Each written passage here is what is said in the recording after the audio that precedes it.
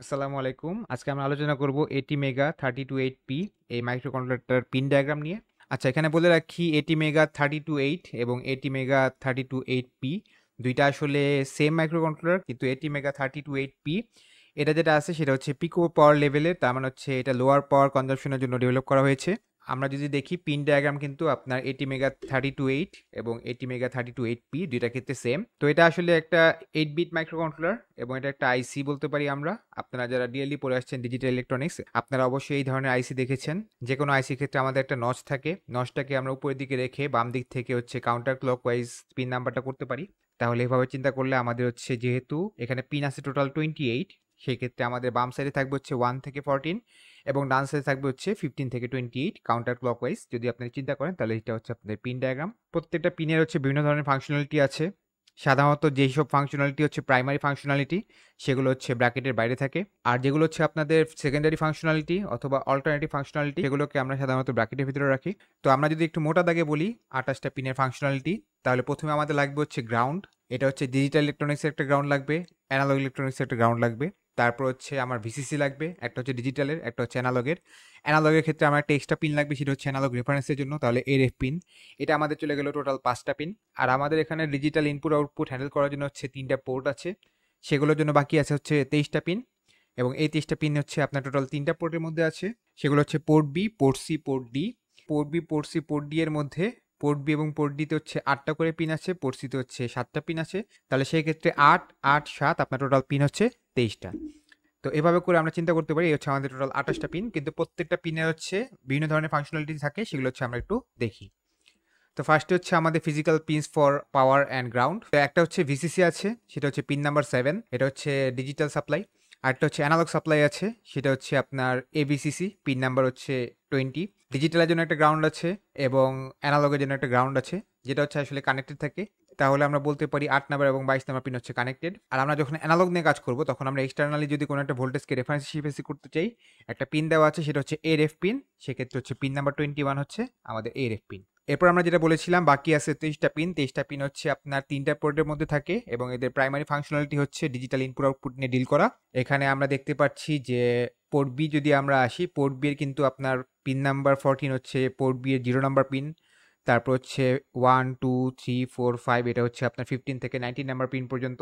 এরপর আসতেছে 9 এবং 10 নাম্বার পিন, এখানে হচ্ছে আপনার পিবি6 আর পিবি7। এই হচ্ছে আপনার পোর্ট বি এর 0 থেকে শুরু করে 7 পর্যন্ত 8টা পিন। এরপর আমরা আসি হচ্ছে পোর্ট সিতে। পোর্ট সিতে যদি আমরা একটু খেয়াল করি, 23 থেকে 28 পর্যন্ত হচ্ছে পিসি0 থেকে পিসি5 এবং 1 নাম্বার পিনটা হচ্ছে আপনার পিসি6। এই হচ্ছে আপনার 7টা পিন পোর্ট সি এর জন্য। এটা একটু খেয়াল রাখতে হবে, পোর্ট সি এর ক্ষেত্রে আমাদের পিন 7টা আছে। এরপর আমরা আসি পোর্ট ডিতে, 2 থেকে শুরু করে 6 পর্যন্ত। এটা হচ্ছে আপনার পোর্ট ডি এর 0 নাম্বার পিন থেকে শুরু করে 4 নাম্বার পিন। এরপর আমরা যদি চলে আসি 11 12 13 হচ্ছে আপনার পিডি5 পিডি6 পিডি7। তার মানে পোর্ট ডি এর 0 থেকে শুরু করে 7 পর্যন্ত যে পিনগুলো, এগুলো হচ্ছে এভাবে ডিস্ট্রিবিউটেড আছে।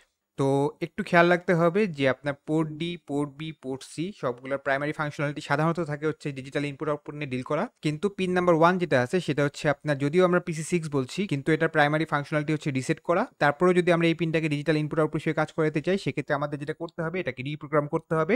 সেক্ষেত্রে কিন্তু এটাকে আমরা রিসেট হিসেবে কাজ করতে পারবো না। এরপর আমরা চলে আসি পিসিআইএনটি, এটা হচ্ছে পিন চেঞ্জ ইন্টারাপ্ট। তাহলে আমরা কিন্তু ইতিমধ্যে জানি যে আমাদের ডিজিটাল ইনপুট আউটপুট নিয়ে ডিল করার জন্য টোটাল পিন আছে হচ্ছে 23। তো প্রত্যেকটা পিনের মধ্যে আমি চাইলে এক ধরনের ইন্টারাপ্ট নিয়ে কাজ করতে পারি, সেটা হচ্ছে পিন চেঞ্জ ইন্টারাপ্ট। কোনো কারণে যদি ওই পিনের মধ্যে আমার ভোল্টেজ লেভেলটা চেঞ্জ হয়ে যায়, তাহলে এক ধরনের ইন্টারাপ্টটা আমরা অ্যাক্টিভেট করতে পারি, সেটা হচ্ছে পিন চেঞ্জ ইন্টারাপ্ট। তো যেহেতু আমার কাছে 23টা পিন আছে, তাহলে পিন চেঞ্জ ইন্টারাপ্ট আমার কাছে টোটাল 23টা আছে। তো আমরা যদি একটু দেখি, পিসিআইএনটি 0 থেকে 7 পর্যন্ত পোর্ট বিতে আছে, পিসিআইএনটি 8 থেকে 14 পর্যন্ত পোর্ট সিতে আছে। এখানে কিন্তু 8 থেকে 14 পর্যন্ত আছে, তার মানে আসলে 7টা আছে, কারণ হচ্ছে পোর্ট সিতে আমাদের পিন হচ্ছে 7টা। 15টাকে বাদ রেখে পিসিআইএনটি 16 থেকে শুরু করে 23 পর্যন্ত, এটা হচ্ছে আপনার পোর্ট ডিতে আছে। এরপর আমরা চলে আসি হচ্ছে অ্যানালগ টু ডিজিটাল কনভার্টার। তো আমরা আসলে হচ্ছে অ্যানালগ ইনপুট নিয়ে কাজ করতে পারবো এই মাইক্রো কন্ট্রোলারে। সেই ক্ষেত্রে যেটা করতে হবে, আমাদের কয়েকটা স্পেসিফিক পিন আছে, সেই পিনগুলোকে আমরা ইউজ করতে পারবো অ্যানালগ ইনপুট হিসেবে। তারপর যেটা হবে, অ্যানালগ ইনপুটটাকে সে হচ্ছে ডিজিটালে কনভার্ট করবে, তারপর হচ্ছে সেটা নিয়ে আমরা কাজ করতে পারবো। তো এই জন্য আমার যেটা লাগবে, একটা হচ্ছে এডিসি লাগবে, যেটা হচ্ছে analogue to digital converter ATmega 32.8P। সেটা ক্ষেত্রে হচ্ছে আমাদের যে এডিসিটা আছে, সেটা হচ্ছে 10 বিটের। আর আমাদের কাছে হচ্ছে টোটাল অ্যাভেলেবেল পিন আছে 6টা, যে 6টা পিন নিয়ে আমরা হচ্ছে এডিসি কাজটা করতে পারবো অথবা অ্যানালগ ইনপুটের কাজটা করতে পারবো। সেই 6টা পিন হচ্ছে আসলে পোর্ট সি এর 23 থেকে শুরু করে 28 পর্যন্ত, এই 6টা পিন। এই 6টা পিন হচ্ছে পোর্ট সি এর PC0 থেকে PC5 পর্যন্ত পিন, যেগুলো হচ্ছে আসলে আপনার 23 থেকে 28 পর্যন্ত। একটা জিনিস আমি বলতে ভুলে গিয়েছি, সেটা হচ্ছে মাইক্রোকন্ট্রোলার যে পিনগুলো আছে সেগুলোকে আমরা বলবো হচ্ছে ফিজিক্যাল পিন। তো আপাতত আমরা একটু দেখি যে PC0 থেকে PC5 এই হচ্ছে আমাদের টোটাল 6টা পিন, ফিজিক্যাল পিন হচ্ছে 23 থেকে 28 পর্যন্ত। এগুলা নিয়ে হচ্ছে আমরা অ্যানালগ ইনপুটে কাজ করতে পারবো, অথবা বলতে পারি আমরা এডিসি কাজ করতে পারবো।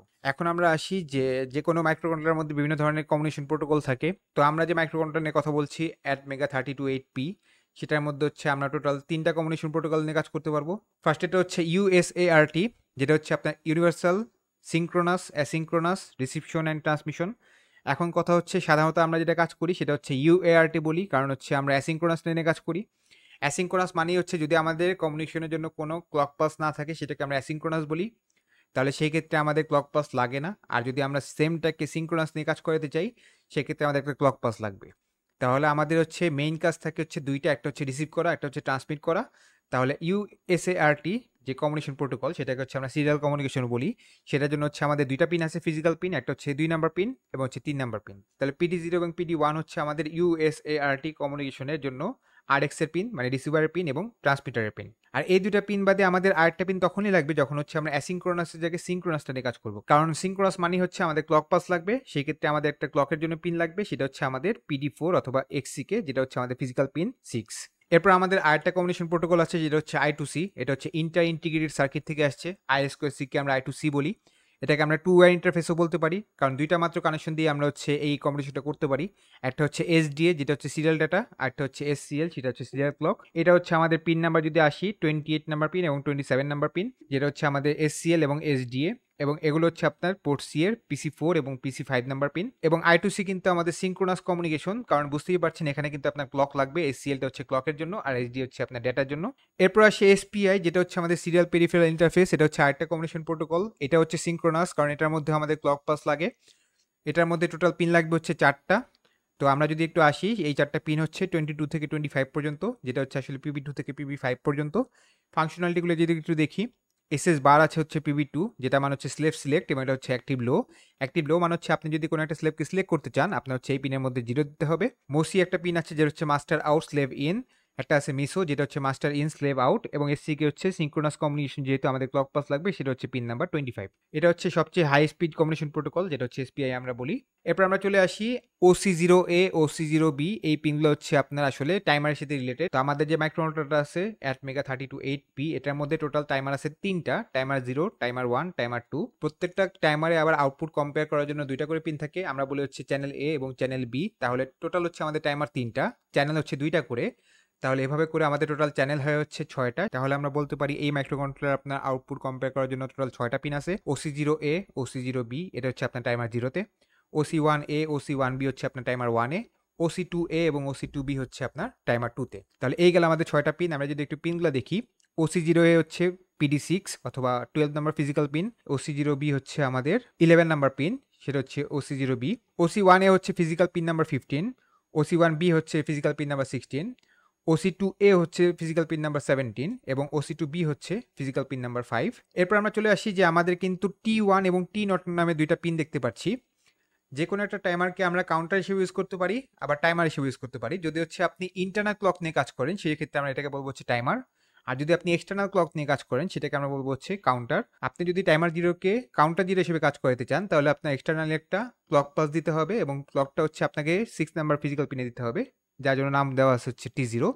আরেকটা হচ্ছে T1, যদি আপনি টাইমার 1 এর মধ্যে এক্সটার্নাল ক্লক পাস দিতে চান তাহলে হচ্ছে আপনার ফিজিক্যাল পিন 11 এর মধ্যে আপনার হচ্ছে এক্সটার্নাল ক্লক পাসটা দিতে হবে। এখানে আমরা আরেকটা পিন দেখতে পাচ্ছি যেটা হচ্ছে ICP1। ICP1 মানে হচ্ছে input capture pin for timer 1। ICP1 পিনের মধ্যে একটা নির্দিষ্ট মোমেন্টে আমরা যদি একটা সিগন্যাল দিতে পারি, যে সিগন্যালটা দেওয়ার মাধ্যমে আমরা টাইমার 1 এর ওই সময় কোন ভ্যালুটা আছে সেটাকে আমরা ক্যাপচার করতে পারবো। এরপর আমরা চলে আসি যে আমাদের হচ্ছে বিভিন্ন ধরনের ইন্টারাপ্ট আছে, আমাদের মাইক্রোকন্ট্রোলারের বিভিন্ন ধরনের ইন্টারাপ্ট আছে। এক্সটার্নালি যদি আমরা চিন্তা করি আমাদের কাছে ইন্টারাপ্ট আছে 3টা, যেটা হচ্ছে একটা রিসেট পিন।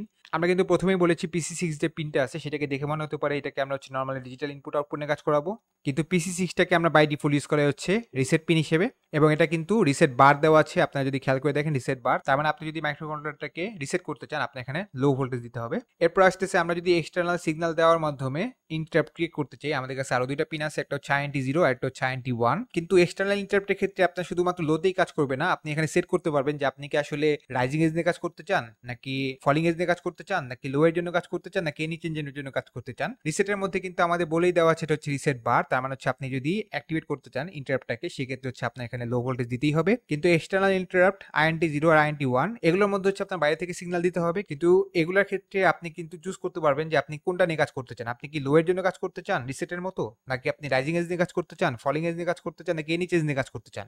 সেগুলো হচ্ছে আপনি এক্সটার্নাল ইন্টারাপ্টের ক্ষেত্রে চুজ করতে পারবেন।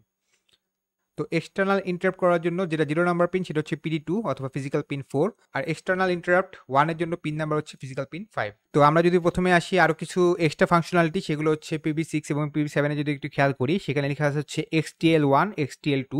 তার মানে আপনি যদি বাইরে থেকে কোনো ক্রিস্টাল অসিলেটর কানেকশন দিতে চান, সেক্ষেত্রে হচ্ছে আপনার PB6 আর PB7 এ কানেকশন দিতে হবে।